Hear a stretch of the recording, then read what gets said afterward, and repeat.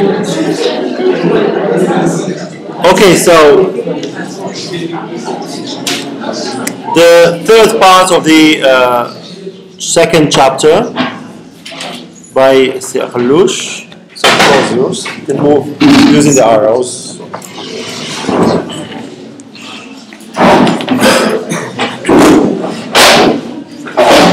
Hello again, ladies and gentlemen. Now we are going to see. Patience, please, and then we're going to be done. I think we're going to do just one presentation today. Now we are going to do the next part is about a discussion about whether language is part of nature or nurture. Okay, and I think it's a dichotomy which is familiar to all of us. So here we are speaking about the nativists who contend that a child is born with an innate knowledge of or predisposition toward language. So they believe that it is something in their genes, not something which is acquired, but it's something which is in their genes, and that this innate property, LAD or UG. I believe what UG is universal grammar, is universal in all human beings. Yet, the innateness hypothesis presented a number of problems itself. The first one is that the LAD proposition simply postpones facing the central issue of the nature of the human being's capacity for language acquisition. Having this explained language acquisition, one must now scientifically explain the genetic transmission of linguistic ability, which we cannot yet do with certainty. So, being genetic, it's something which is really challenging to prove. On the other hand, maybe we can take heart in slowing mounting genetic scientific evidence of the transmission of certain abilities and assume that among those abilities we will one day maybe find hard evidence of language genes. So again, it's something which is difficult to find proof for. So environmental factors can by no means be ignored. So, however, although the nativists say that language is part of is a result of genetic factors, we cannot ignore that there are outer factors which also contribute to the development of language, which is the environment. So, there is a question which we should ask: what are those behaviors that nature provides innately in some sort of predetermined biological timetable? And what are those behaviors that are by environmental exposure, by nurture, by teaching, learned, and internal? Okay, so what are those variables which are acquired by nature and those which are acquired by nurture? Derek Bickerton, 1981, found evidence across a number of languages of common patterns of linguistic and cognitive development. He proposed that human beings are bioprogrammed, which means that the genetically programmed for acquisition of language to proceed from stage to stage. And maybe why he postulates this is the fact that there are certain developmental stages which are shared among all human beings while they are developing. Like flowering plants, people are innately programmed to release certain properties of language at certain developmental ages. Just as we cannot make a geranium bloom before its time, so human beings will bloom in predetermined, pre-programmed steps. So here there is a program which controls the development of language. So any human being cannot go to a certain level except if he goes through certain previous levels. So there is a program which should be followed. Closely related to the innateness controversy is the claim that language is universally acquired in the same manner, and this is something which we have just said, and that the deep structure of language at its deepest level may be common to all languages, and this is something which is related to LAD and universal grammar. So we have only one universal grammar shared among all languages, and then we have parameters which are set according to each and every language. Okay, and this is a later stage. Currently, as noted earlier in this chapter, research on universal grammar continues this quest. Here there is still research which is being conducted. One of the keys to such inquiry lies in research on child language acquisition across many different languages in order to determine what is common to all languages and what is peculiar to each and every language. Much of the current universal grammar research is centered around what we have come to be known as principles and parameters.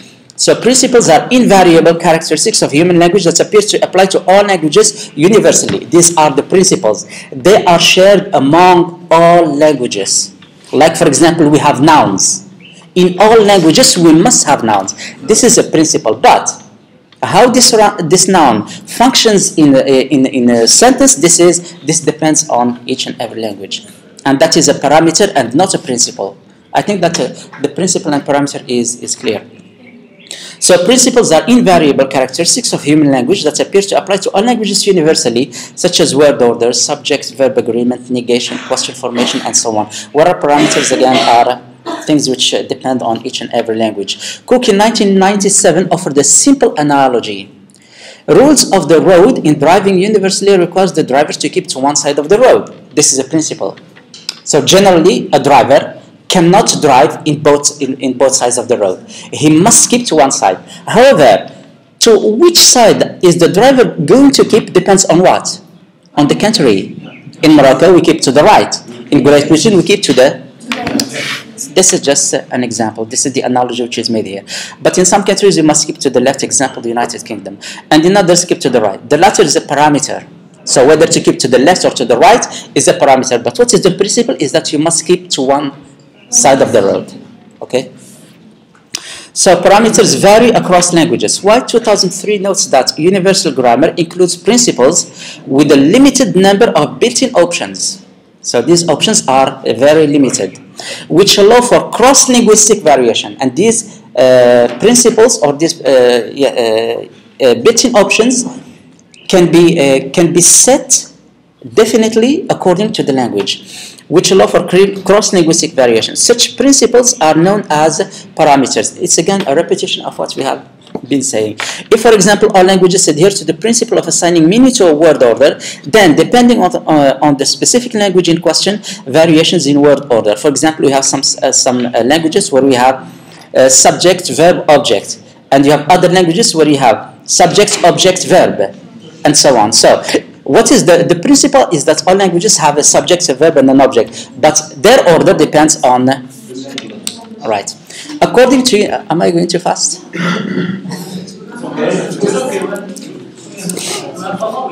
Okay. According to universal grammar, languages cannot vary in an infinite number of ways. So there is no infinite parameters. There should be finite. And that's why we have, of course, finite languages and not infinite languages. Parameters determine ways in which languages can vary. Just one example should suffice to illustrate. One parameter known as head parameter. So in every phrase, we have a head. In a noun phrase, we have a head. In a verb phrase, we have a head. But where to put the head? Is it at the beginning, in the middle, or in the end? Here, again, this is a parameter which is defined according to the language. Maybe I'll move on to the next one. Let's move on to systematicity and variability. One of the assumptions of a good deal of current research on child language is the systematicity of the process of acquisition.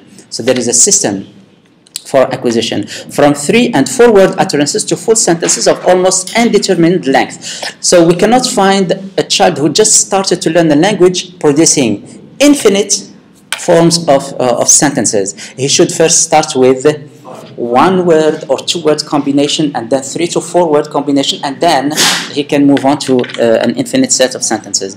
So children exhibit a remarkable ability to infer the phonological, structural, lexical, and semantic system of the language. However, there is an equally remarkable amount of variability. Here I highlighted, to make it easier, I highlighted the stages. You have young children, age 4 or 5, and then after you have early school age. Okay. So, however, there is an equally remarkable amount of variability in the process of learning. Researchers do not agree on how to define various stages of language acquisition, even in English. Certain typical patterns appear in child language. For example, children's learning of past tense forms, which we have already seen with Mr. Taya, of verbs like go. Did I say something? Okay. For example, children's learning of past tense forms of verbs like go offers an illustration of the difficulty in defining stages. Okay. For example, for just the verb to go, young children not having mastered the past tense morpheme tend first to learn past tenses as separate items. So generally, they learn the past tense not in relation to the present tense, but they learn it separate as separate chunks. They don't they cannot yet make the connection between what is present and what is past. They just know that this is one word which is completely different from the other. Okay? So walked, broke, drank, and so on. Without knowledge of the difference between regular or irregular verbs. Then, around the age 4 or 5, they begin to perceive a system in which the ed morpheme is added to a verb, and at this point, all verbs become regularized. So the first stage is that they learn the forms of the verbs separately. Then, they get conscious of the ed prefix or suffix. And then they start putting ed to all the verbs without exception. This is for, at age 4 or 5. And then they come to become conscious of the fact that there are regular verbs and irregular verbs which are different. And here this is another stage which is done after early school age. Language and thought. For years, researchers have examined the relationship between language and cognition. And whenever we come to go across language and thought, the first thing which personally comes to my mind is the Sapir-Whorf hypothesis. Okay, because it's the most famous theory of language and thought, which has caused a lot of controversy between these two people, Sapir and Whorf. So for years, the researchers have examined the relationship between language and cognition. The behavioral view that cognition is too mentalistic to be studied by the scientific method is diametrically opposed to such positions as that of Piaget, who claimed that cognitive development is at the very center of the human organism and that language is dependent upon and springs from cognitive development. It's something which we have already said in psycholinguistics, is it psycholinguistics? Educational psychology, sorry. Educational psychology. Sorry, I have not yet had lunch, that's why. So others emphasize the influence of language on cognitive development. Jerome Bruner, for example, you have Bruner, Olver, and Greenfield, 1966, for example, singled out sources of language influenced intellectual development. So here, they claim that language influenced the intellect. Words shaping concepts, dialogues between parent and child or teacher, and the child serving to orient and educate. Vygotsky, on the other hand, in 1962 and also 1978, also differed from Piaget in claiming that social interaction through language is a prerequisite to cognitive development. So here he added a new dimension, which is the social interaction, in addition to the cognitive one, which was ignored by Piaget. Thought and language were seen as two distinct cognitive operations that grow together, according to Shink Lano, 1993. Moreover, every child reaches his or her potential development in part through social interaction with adults and peers, as demonstrated earlier in Vygotsky's 1978 zone of proximal development. So we see how. Yes. To explain the SLA. Yes. Sure. I just always want to make this connection between the first lecture and all what we are having in this class. So one of the champions of the position that language affects thought was Benjamin Whorf, who with Edward Sapir formed the well-known Sapir-Whorf hypothesis of linguistic relativity, namely that each language imposes on its speaker a particular worldview. So one of them believes that language affects thought, and the other one believes that now it's thought which affects language. And this is going to be seen in Chapter 7 in more detail. I don't know who of you is going to deal with it, but it's going to be dealt with, yes, with the Baqali and Yeah. What do you think? Which one shapes the other? I think language determines no one shapes the other. The other This makes more sense. yes, It's related. They shape each other. each other. Yeah. talks actually about two concepts, linguistic relativity and linguistic determinism. Yeah. That's actually Anyway, just Okay. anticipate the discussion that we're going to have in Yes, in chapter. Chapter 7 with Amal Baqali. Who is with Amal Baqali? Amal Hafidi and Rahma Kafa. And also Asma. Not you? And Asma Askawi. Okay. So the issue at stake in child language acquisition is to determine how thought affects language and how language affects thought and how linguists can best describe and account for the interaction of the two. Imitation, and here again we are going to come a little bit to such cases which was presented by my friend Mr. Yunus Taya. It's a common informal observation that children are good imitators. It's something which no one is going to deny. We can conclude that imitation is one of the most important strategies. Here there is a mistake. Most important strategies a child uses in the acquisition of language. That conclusion is not inaccurate on a global level. Indeed, research has shown that echoing is a particularly salient strategy in early language learning and an important aspect of early phonological acquisition. Yes, echoing what they hear, they try to imitate it and repeat it, echo it. Strategy. Yes, early language learning, only early language learning. But in fact, it determines a lot of things. That's why we found accent whenever we have, for example, if I am shluh, so I have a shluh accent. So whenever I learn another language, there is that accent which remains. It does not change for me. A good example is me. Is me.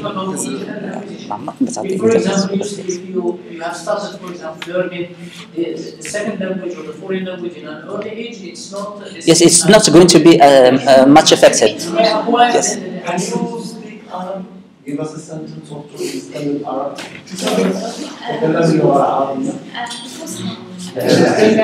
ذهب. ما كتبته البارحة ماذا أكلت البارحة؟ Accent. One of the things that Explain it in Arabic. البارحة كتبت قصيدة إلى صديقي أبي الحسن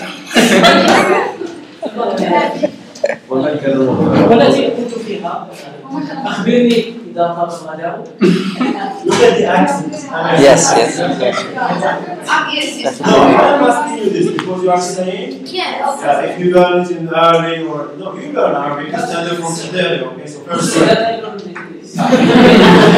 learn it in Quranic school or whatever. So no, just to show you it's applicable. Yes. Even if you learn it from very Phonology, yes.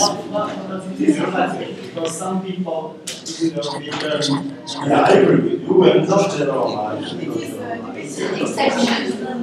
But certainly, what's going to be the case is how much the accent is affected. Yes. It can be a factor. It's valid. Including imitation. That's the go. Okay. So, I think that our professor gave us a clear example. So indeed, research has shown that echoing is a particularly salient strategy in early language learning and an important aspect of early phonological acquisition. But it's important to ask what type of imitation is implied. The first type is surface structure imitation, and it's something which I already interfered earlier to explain. The surface structure imitation, where a person repeats or mimics the surface strings, and this is at a very early age. And then after that, it's not anymore surface structure; it's rather deep structure imitation, where a person repeats or mimics the surface strings, attending to a phonological code rather than the semantic code. So at the beginning, the child imitates the phonological code and not the semantic field. So what happens after that is the opposite. It is this level of imitation that enables an adult to repeat random numbers of nonsense syllables. So How can you imitate semantic? we're going to come to that.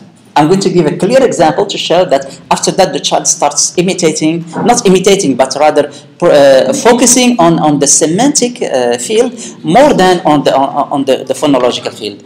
So it is a level of imitation that enables an adult to repeat random numbers or nonsense syllables. This is the surface structure. Okay, they don't care about the meaning; they just repeat the surface language, or even to mimic nonsense syllables. The semantic data, if any, underlying the surface outputs are perhaps only peripherally attended to. This is at the beginning. So what happens is the opposite next. So the early stages of child language acquisition may manifest a good deal of surface imitation, since the baby may not possess the necessary semantic categories to assign meaning to utterances. Yeah, But yes. And here, remember the idea of the role of cognitive development. Yes. Because the cognitive development is not really that high, so that's why semantic analysis and interpretation is not high, so that's why I focus only on phonology. Yes. Okay? So, but by the time, and then comes to Yes. But as children perceive the importance of the semantic level of language, they attend to a greater extent to that meaningful semantic level anymore. They don't rely anymore on the phenomenon of the surface structure. So the deep structure of language. They engage in deep structure imitation, which can literally block their attention to the surface structure, so that they appear on the surface, on the face of it, poor imitators. Look at the following conversation. The child, nobody don't like me. So here, it means that nobody likes him. This is what he wants to say, but he does not care about the grammaticality anymore. So, what does the mother say? No, say nobody likes me. The child, nobody don't like me, and 8 repetitions of this exchange. Then the mother, no, now listen carefully, say nobody likes me. Child, oh, nobody don't likes me. So he only added the S just to please his mother. In fact, for him, he was saying the same thing. He was imitating the meaning, not yes. He was focusing on the semantic field more than on the surface or phonological level. So Richard has also shown that children, when explicitly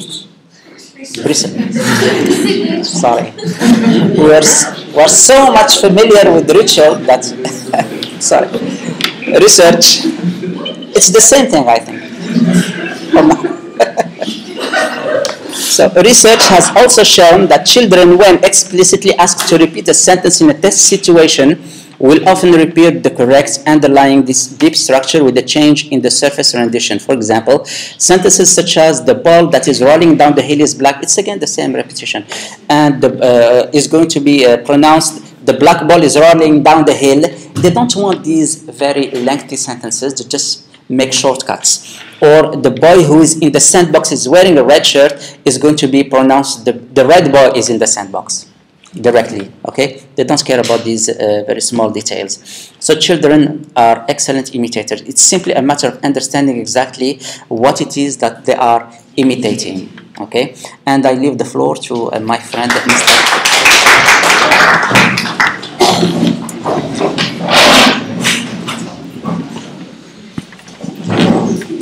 Thank you.